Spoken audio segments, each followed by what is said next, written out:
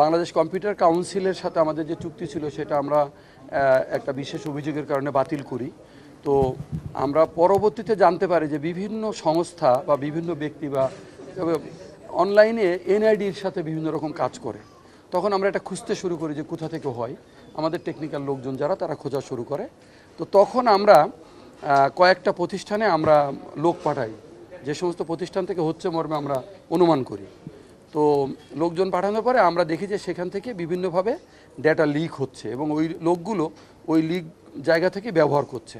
তখন আমরা ওইগুলো ক্লোজ করে দিই এবং আমরা তখন চিন্তা করি যে তাদেরকেও আসলে আমাদের সাথে সম্পৃক্ত করা দরকার এবং এই যে মূল্যবান ডেটা, এই যে তথ্য ভাণ্ডার, এটা রাষ্ট্রের জন্যে, জনগণের জন্যে, বাংলাদেশের জন্য খুবই গুরুত্বপূর্ণ। এই ডাটা যাতে ফাঁস হতে না পারে বা কোনোভাবে লিক হতে না পারে সেই জন্যে আমরা তাদেরকে ডাকি এবং তাদের মতামত গ্রহণ করি এবং কিভাবে এই ডেটাগুলো আরও বেশি প্রোটেক্টেড করা যায়, আরও বেশি সতর্ক থাকা যায় সেই চিন্তাটা আমরা করি। তো হ্যাঁ, আমরা বলি, আমরা যে ডিসিশনগুলো নিয়েছিলাম সেটা আমরা ওনাদেরকে জানিয়েছি আমাদের প্রাথমিকভাবে। সেটা হচ্ছে যে আমরা এখন ওনাদেরকে দুইভাবে সেবা দিয়ে থাকি। এটা হচ্ছে এপিএ সিস্টেমে, যেটা ডাইরেক্ট ওনারা আমাদের সাথে অনলাইনে যুক্ত থেকে কাজ করতে পারেন। আরেকটা হচ্ছে পোর্টাল সিস্টেমে, অর্থাৎ ওই যে আপনার এনআইডি নাম্বার এবং ব্যক্তির জন্ম তারিখ দিলে পোর্টালে ওই তথ্যগুলো ভেসে আসে। তো এইভাবে তারা নিচ্ছিল, কিন্তু আমাদের একটা সিদ্ধান্ত এরকম হয়েছে যে আমরা যেহেতু এনআইডি ওনারা যাচাই করে, তাহলে আমরা ওনাদেরকে এনআইডি যাচাই করাবো।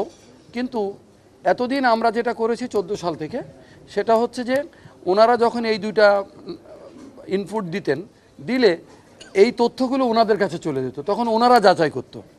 আমরা এখন যেই জায়গাটায় যেতে চাচ্ছি সেটা হচ্ছে যে ওনারা ইনফরমেশনটা দিবে আমাদেরকে, দিলে আমরা ওটা ম্যাচ অথবা নো ম্যাচ অথবা ইয়েস বা নো এইটা আমরা বলে দেবো। অর্থাৎ যাচাইয়ের কাজটা আমাদের এন্ড থেকে হবে অনলাইনে।